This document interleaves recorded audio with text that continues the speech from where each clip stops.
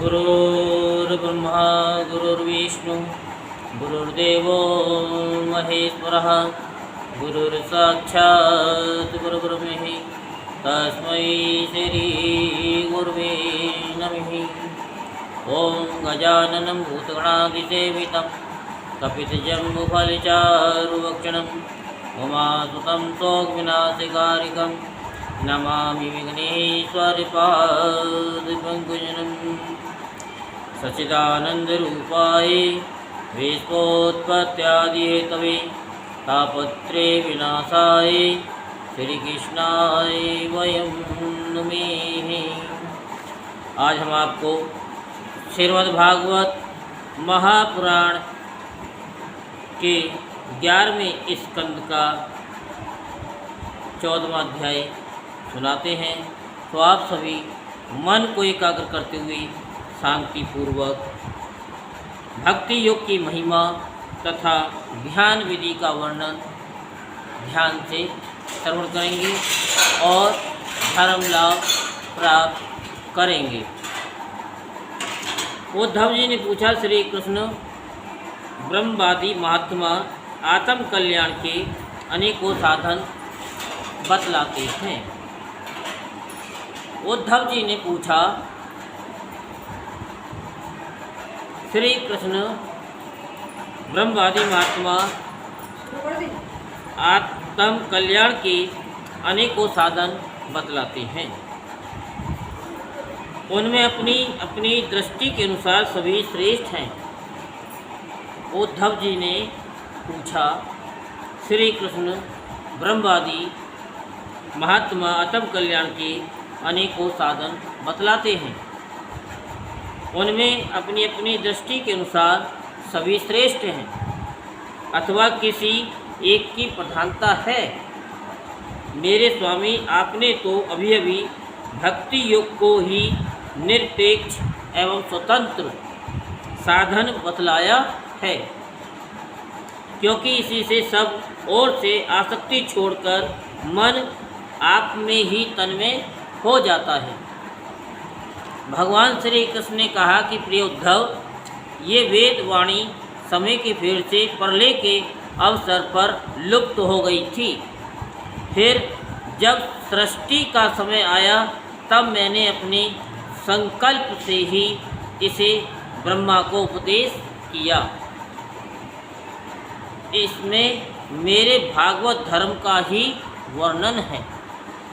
ब्रह्मा ने अपने ज्येष्ठ पुत्र स्वाम्भो मनु को उपदेश किया और उनसे भृगु, अंगिरा, मरीचि, कुलह, अत्रि, पुलस्त्य और क्रतु इन 7 प्रजापति महर्षियों ने ग्रहण किया। तदंतर इन ब्रह्म ऋषियों को संतान, देवता, दानव, गुहक, मनुष्य, सिद्ध, गंधर्व, विद्याधर, चारण, किन्नदेव, किन्नर, नाग, राक्षस और किमपुरुष आदि ने इसे अपने पूर्वज इन्हीं ब्रह्म ऋषियों से प्राप्त किया। सभी जातियों और व्यक्तियों के स्वभाव, उनकी वासनाएं सत्व, रज और तमोगुण के कारण भिन्न भिन्न है। इसलिए उनमें और उनकी बुद्धि वृत्तियों में भी अनेकों भेद हैं। इसलिए वे सभी अपनी अपनी प्रकृति के अनुसार उस वेद वाणी का भिन्न भिन्न अर्थ ग्रहण करते हैं। वह वाणी ही ऐसी अलौकिक है कि उससे विभिन्न अर्थ निकालना स्वाभाविक ही है।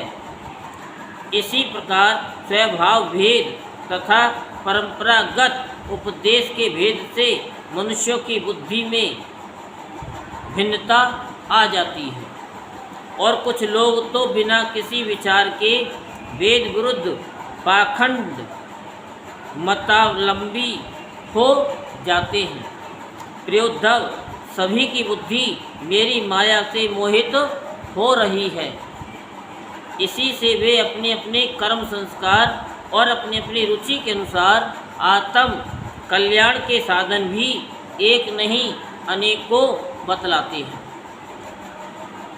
पूर्व मीमांसक धर्म को, साहित्याचार्य यश को, काम शास्त्री काम को, योग वेता सत्य और समदमादि को, और दंड नीति कार ऐश्वर्य को, त्यागी त्याग को और लोकायतिक भोग को ही मनुष्य जीवन का स्वार्थ परम लाभ बतलाते हैं। कर्म योगी लोग यज्ञ तप दान व्रत तथा यम नियम आदि को पुरुषार्थ बतलाते हैं, परंतु ये सभी कर्म हैं। इनके फलस्वरूप जो लोग मिलते हैं वे उत्पत्ति और नाश वाले हैं। कर्मों का फल समाप्त हो जाने पर उनसे दुख ही मिलता है, और सच पूछो तो उनकी अंतिम गति घोर अज्ञान ही है। उनसे जो सुख मिलता है वह तुच्छ है, नगण्य है, और वे लोग भोग के समय भी असूया आदि दोषों के कारण शोक से परिपूर्ण हैं। इसलिए इन विभिन्न साधनों के फेर में न पड़ना चाहिए। प्रियोद्धव, जो सब ओर से निरपेक्ष बेपरवाह हो गया है, किसी भी कर्म या फल आदि की आवश्यकता नहीं रखता और अपने अंतःकरण को सब प्रकार से मुझे ही समर्पित कर चुका है, परमानंद स्वरूप मैं उसकी आत्मा के रूप में स्फुरित होने लगता हूँ। इससे वह जिस सुख का अनुभव करता है वह विषय लोलुप प्राणियों को किसी प्रकार मिल नहीं सकता। जो सब प्रकार के संग्रह परिग्रह से रहित अकिंचन हैं, जो अपनी इंद्रियों पर विजय प्राप्त करके शांत और समदर्शी हो गया है, जो मेरी प्राप्ति से ही मेरे सानिध्य का अनुभव करके ही सदा सर्वदा पूर्ण संतोष का अनुभव करता है, उसके लिए आकाश का एक एक कोना आनंद से भरा हुआ है। जिसने अपने को मुझे सौंप दिया वह मुझे छोड़कर न तो ब्रह्मा का पद चाहता है और न देवराज इंद्र का। उसके मन में न तो सार्वभौम सम्राट बनने की इच्छा होती है और न वह स्वर्ग से भी श्रेष्ठ रसातल का ही स्वामी होना चाहता है। वह योग की बड़ी बड़ी सिद्धियों और मोक्ष तक की अभिलाषा नहीं करता। उद्धव, मुझे तुम्हारे जैसे प्रेमी भक्त जितने प्रियतम हैं उतने प्रिय मेरे पुत्र ब्रह्मा आत्मा शंकर, सगे भाई बलराम जी, स्वयं अर्धांगिनी लक्ष्मी जी और मेरा अपना आत्मा भी नहीं है, जिसे किसी की अपेक्षा नहीं, जो जगत के चिंतन से सर्वदा उपरत होकर मेरे ही मनन चिंतन में तल्लीन रहता है और राग द्वेष न रखकर सबके प्रति समान दृष्टि रखता है। उस महात्मा के पीछे पीछे मैं निरंतर ये सोचकर घूमा करता हूँ कि उसके चरणों की धूल उड़कर मेरे ऊपर पड़ जाए और मैं पवित्र हो जाऊं, जो सब प्रकार के संग्रह परिग्रह से रहित है। यहाँ तक कि शरीर आदि में भी अहमता ममता नहीं रखते, जिनका चित्त मेरे ही प्रेम के रंग में रंग गया है, जो संसार की वासनाओं से शांत उपरत हो चुके हैं और जो अपनी महत्ता उदारता के कारण स्वभाव से ही समस्त प्राणियों के प्रति दया और प्रेम का भाव रखते हैं। किसी प्रकार की कामना जिनकी बुद्धि का स्पर्श नहीं कर पाती, उन्हें मेरे जिस परमानंद स्वरूप का अनुभव होता है उसे और कोई नहीं जान सकता। क्योंकि वह परमानंद तो केवल निरपेक्षता से ही प्राप्त होता है। उद्धव जी, मेरा जो भक्त अभी जितेंद्रिय नहीं हो सका है और संसार के विषय बार बार उसे बाधा पहुंचाते रहते हैं, अपनी ओर खींच लिया करते हैं, वह भी क्षण क्षण में बढ़ने वाले मेरी प्रगल्भ भक्ति के प्रभाव से प्राय विषयों से पराजित नहीं होता। उद्धव, जैसे धधकती हुई आग लकड़ियों के बड़े ढेर को भी जलाकर खाक कर देती है, वैसे ही मेरी भक्ति भी समस्त पाप राशि को पूर्णतया जला डालती है। उद्धव, योग साधन, ज्ञान विज्ञान, धर्मानुष्ठान, जाप पाठ और तप त्याग मुझे प्राप्त कराने में उतने समर्थ नहीं है जितनी दिनों दिन बढ़ने वाली अनन्य प्रेम में मेरी भक्ति। मैं संतों का प्रियतम आत्मा हूँ। मैं अनन्य श्रद्धा और अनन्य भक्ति से ही पकड़ में आता हूँ। मुझे प्राप्त करने का ये एक ही उपाय है। मेरी अनन्य भक्ति उन लोगों को भी पवित्र जाति दोष से मुक्त कर देती है जो जन्म से ही चांडाल है। इसके विपरीत जो मेरी भक्ति से वंचित है, उनके चित्त को सत्य और दया से युक्त, धर्म और तपस्या से युक्त विद्या भी भली भांति पवित्र करने में असमर्थ है। जब तक सारा शरीर पुलकित नहीं हो जाता, चित्त पिघलकर गदगद नहीं हो जाता, आनंद के आंसू आँखों से छलकने नहीं लगते तथा अंतरंग और वही रंग भक्ति की बाढ़ में चित्त डूबने उतरने नहीं लगता, तब तक इसके शुद्ध होने की कोई संभावना नहीं है। जिसकी वाणी प्रेम से गदगद हो रही है, चित्त पिघलकर एक और बहता रहता है, एक क्षण के लिए भी रोने का तांता नहीं टूटता, परंतु जो कभी कभी खिलखिलाकर हंसने भी लगता है, कहीं लाज छोड़कर ऊंचे स्वर से गाने लगता है तो कहीं नाचने लगता है। भैया उद्धव, मेरा वह भक्त न केवल अपने को बल्कि सारे संसार को पवित्र कर देता है।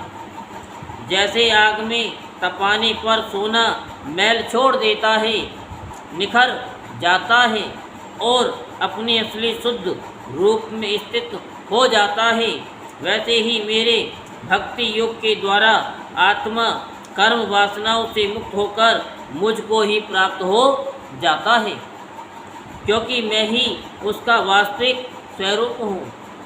उद्धव जी, मेरी परम पावन लीला कथा के श्रवण कीर्तन से जो जो चित्त का मैल धुलता जाता है, तो उस सूक्ष्म वस्तु के वास्तविक तत्व के दर्शन होने लगते हैं।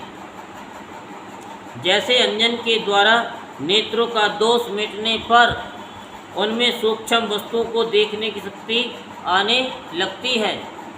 जो पुरुष निरंतर विषय चिंतन किया करता है, उसका चित्त विषयों में फंस जाता है, और जो मेरा स्मरण करता है, उसका चित्त मुझ में तल्लीन हो जाता है। इसलिए तुम दूसरे साधनों और फलों का चिंतन छोड़ दो। अरे भाई, मेरे अतिरिक्त और कुछ है ही नहीं।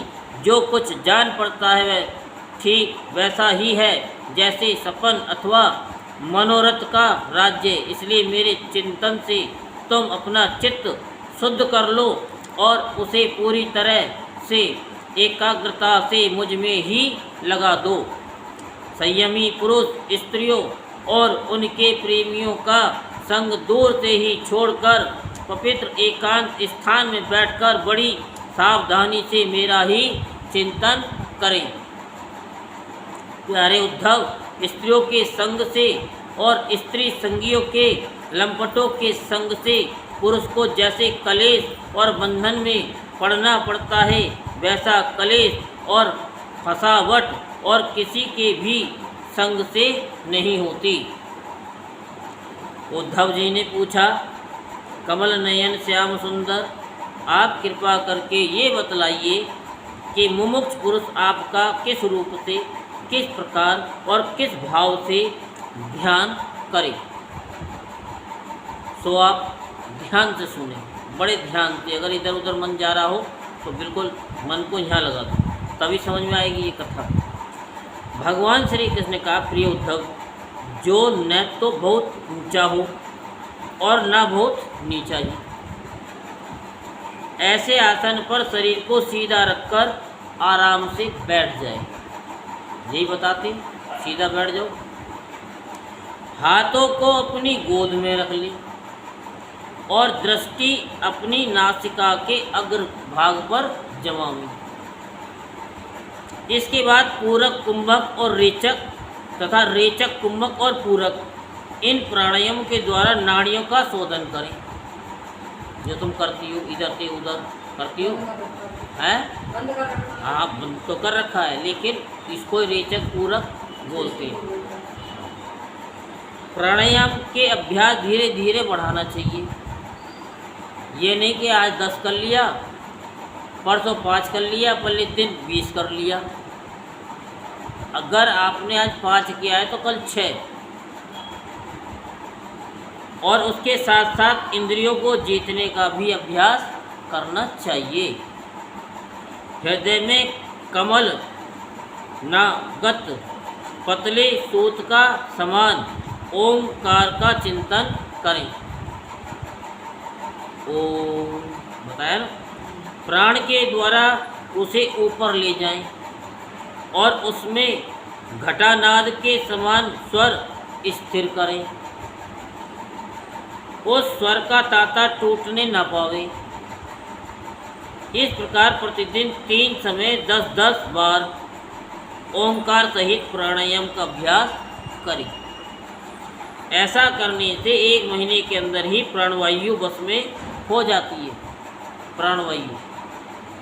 इसके बाद ऐसा चिंतन करें कि हृदय एक कमल है, वह शरीर के भीतर इस प्रकार स्थित है कि मानो उसकी डंडी तो ऊपर की ओर है और मुंह नीचे की ओर। अब ध्यान करना चाहिए कि उसका मुख ऊपर की ओर होकर खिल गया है, उसके 8 दल पंखुड़ियाँ हैं और उनके बीचों बीच पीली पीली अत्यंत सुकुमार कणिकाएँ गद्दी हैं। कणिकाओं पर क्रमशः सूर्य, चंद्रमा और अग्नि का न्यास करना चाहिए। तदंतर अग्नि के अंदर मेरे इस रूप का स्मरण करना चाहिए। मेरा ये स्वरूप ध्यान के लिए बड़ा ही मंगलमय है। मेरे अवयवों का गठन बड़ी ही सुडौल है, रोम रोम से शांति टपकती है। मुख कमल अत्यंत प्रफुल्लित है और सुंदर है। घुटनों तक लंबी मनोहर 4 भुजाएं हैं। बड़ी ही सुंदर और मनोरथ गर्दन है। मरकत मणि के समान सुश्रिद्ध कपोल है। मुख पर मंद मंद मुस्कान की अनोखी ही छटा है। दोनों ओर के कान बराबर हैं और उनमें मकराकृत कुंडल झिलमिला यानी झिलमिल झिलमिल कर रहे हैं। वर्षाकालीन मेघ के समान श्यामल शरीर पर पीताम्बर फहरा रहा है। श्रीवत्स एवं लक्ष्मी जी का चिन्ह वक्ष स्थल पर दाएं बाएं विराजमान है। हाथों में क्रॉस, शंख, चक्र, गदा एवं पद्म धारण किए हुए हैं। गले में वनमाला लटक रही है। चरणों में नूपुर शोभा दे रहे हैं। गले में कौस्तुभमणि जगमगा रही है। अपने अपने स्थान पर चमचमाते हुए किरीट, कंकन, करधनी और बाजूबंद शोभायमान हो रहे हैं।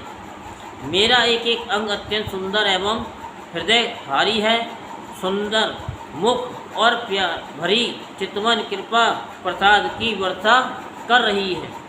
उद्धव, मेरे इस सुकुमार रूप का ध्यान करना चाहिए और अपने मन को एक एक अंग में लगाना चाहिए। बुद्धिमान पुरुष को चाहिए कि मन के द्वारा इंद्रियों को उनके विषयों से खींच ले और मन को बुद्धि रूप सारथी की सहायता से मुझ में ही लगा दे, चाहे मेरे किसी भी अंग में क्यों ना लगे।